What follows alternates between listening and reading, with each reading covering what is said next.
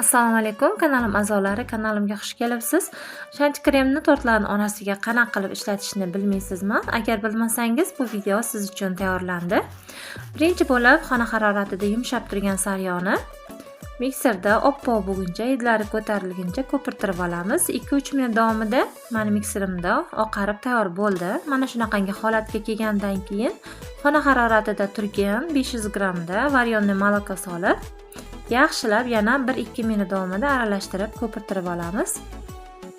Varyonli molokoni o'rniga oqidan ishlatsangiz ham bo'ladi, ya'ni sug'ushonli moloko ishlatsangiz ham bo'ladi. Buni farqi yo'q. Qaysi sizga yoqsa, o'shani qo'shasiz. Yana 1-2 minut davomida yaxshilab sariyog'lari bilan aralashib ketish uchun ko'pirtirib olamiz.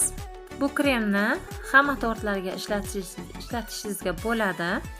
Bezatishga ham, orasiga qo'yishga ham bo'ladi.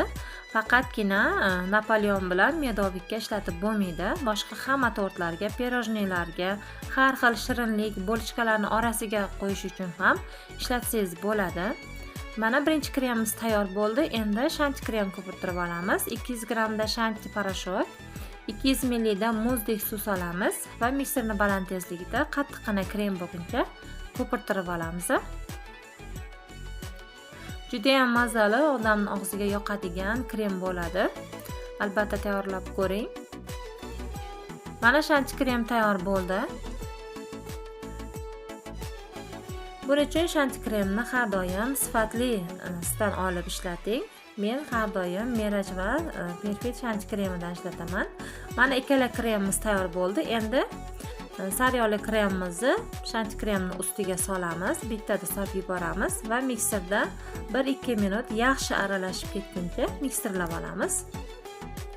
Birinchi, ikkinchi skorsida ko'pirtirib olsak bo'ladi.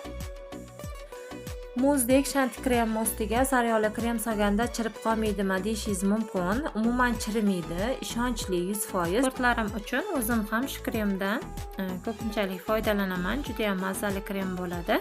Sariyog'li kremni o'rniga morojniy krem, ya'ni muzqaymoq krem tayyorlab aralashtirishingizga ham bo'ladi.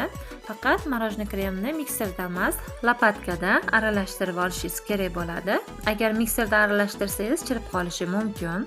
Kremni ko'paytirish uchun kremga Avalex solishadi. Avalex juda ham sog'liq uchun zararli va kremni ko'paytirish uchun shanti kremdan foydalansangiz bo'ladi.